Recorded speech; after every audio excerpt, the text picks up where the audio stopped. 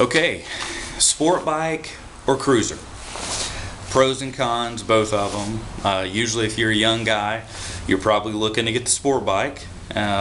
Some younger guys want to go with the cruisers, usually Harleys, Sportsters or Fat Boys or whatever. Older guys tend to migrate towards the big cruisers and stuff because that's what they want to do. Either one of them's fine, but you need to kind of have that established before you go shopping, so you don't appear confused and so that you're focused on what you want. So that's just a very, do you like blondes or brunettes, or do you like all of them and you want a sport bike and a cruiser, one for Saturday, one for Sunday, whatever. But most guys are shopping for one bike, sport bike or cruiser. You decided sport bike. Wonderful. You want a sport bike, there's some things that you need to think about. How big are you? How much do you weigh? How tall are you? What's your inseam? That's from your crotch to your ankle, just like in your pants. That matters because when you sit on a bike, you should be flat-footed and have a little bend in your knees. So if you're a short little person, 5'3", 5'4", and you want a sport bike, just keep in mind most all sport bikes can be lowered for you. Some can be slammed down 3-4 inches. And you'll have a whole group of people tell you, oh, it's going to be not wonderful, everything's compromised, and perhaps, but I would rather be able to have stability on a bike instead of walk around on crutches because I got something that was too tall for me and I didn't want to get it lowered because of my manhood or whatever.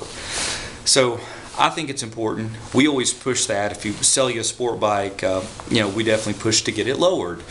If you can't reach the ground good, or if you're tippy-toed. If you get up and you run in the morning or exercise, and if you're on your tippy-toes on your bike, and later in the day you get a Charlie horse or your calf muscle, whatever, and you need to nurse that thing or whatever, you're going to have a problem if you're on your tippy-toes because you're trying to stabilize that bike.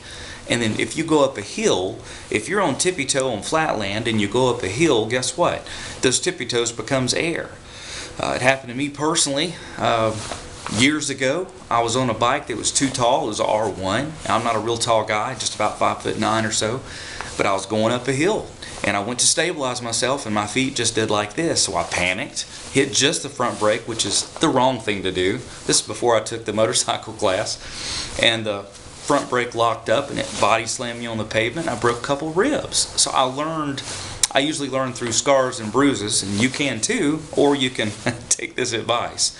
So that's really important. If you're choosing that sport bike, know that you can get it lowered. Try to work that into the deal. How much are the lowering links?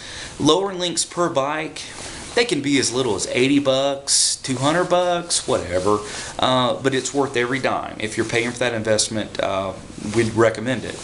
Okay, if you're average height, whatever, and you don't need it lowered, that's fine. Still decide on that sport bike, what size do you need? Are you going to be riding 2 people? That's a big one.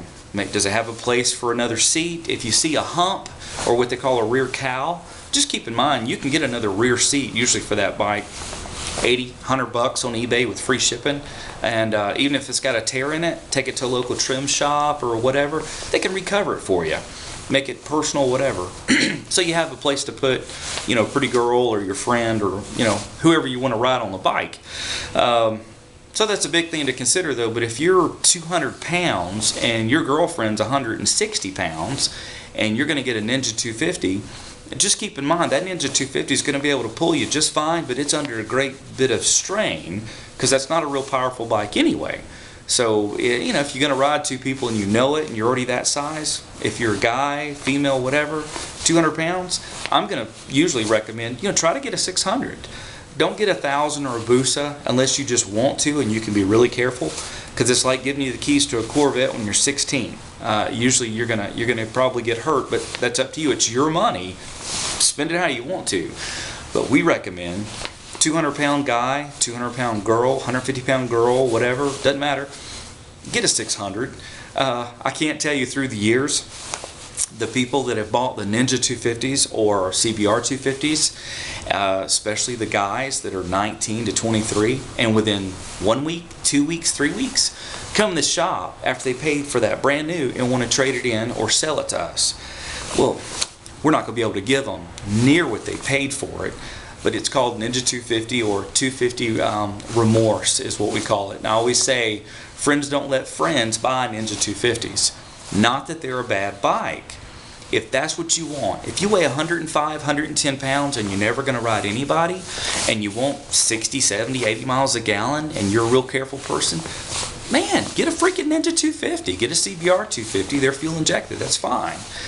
But just keep in mind, make sure that you're content with that. Unless you have a deep pocket and within a couple months you can turn right around and buy something bigger. Because if you're a guy, you're going to become impatient. You're going to say, I'm buying this for transportation, I'm buying this for whatever, but we all know you're going to get up in that throttle. Your big difference in a 250 and a 600 is this. When you're if you want to go 60 miles an hour on a Ninja 250, you're going to be hitting about 9,000 RPM, and it redlines at about 13. These are ballpark, okay? So redlines at 13, and you're going to be at 9,000 RPM to hit 60.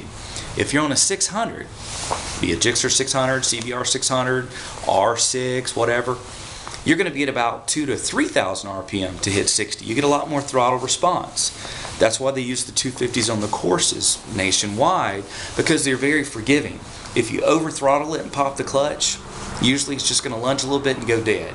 It's not intimidating. You got to be all up in that throttle to change those gears. And at first, that's glorious. The honeymoon is great. It's very easy. It's wonderful. But after a while, you kind of want to get up faster, quicker, whatever. And if you want to go 100 miles an hour, you can do it on a 250, but usually it's pretty close to getting blown up. You'll hear guys tell stories about, oh man, I had mine at 115, whatever, probably right before it blew up, if they were going downhill and the wind was behind them. And the more you weigh, the less performance you're going to get out of that little bike. If a guy's 260 pounds on a Ninja 250, just saying. So not trying to beat up the 250, just trying to make sure you understand that if you go that route, what you're getting. So if it's a sport bike, a 600 is what we'd recommend, standard frame, whatever, unless you're really tiny. And then of course if it's a cruiser, you can get a 600 or you could get like a Shadow 750. Those are really good for short frame people. Cruiser, you can even get a 900, maybe even 1100 if you're a really big boy. You're 250 pounds, 260 pounds, or girl. You could get a bigger cruiser like that. You're just going to have to kind of get used to that weight because you're sitting so far down and your balance and all that kind of stuff. You got to utilize a little friction zone they teach you at the class. But there's no problem with that. Don't let the bigger CC scare you. You can get up to speed, but you're going to get up there a lot gradual. It's just a heavier bike, and its body position sits you way back in a more relaxed fashion. So sport bike or cruiser, that's pretty much what we would tell you as far as on the sport bike what you need to get. On a cruiser, very rarely would I recommend a Rebel 250 just for anybody. They're just so small. It's just the emaciated little bike. Unless that's all you want,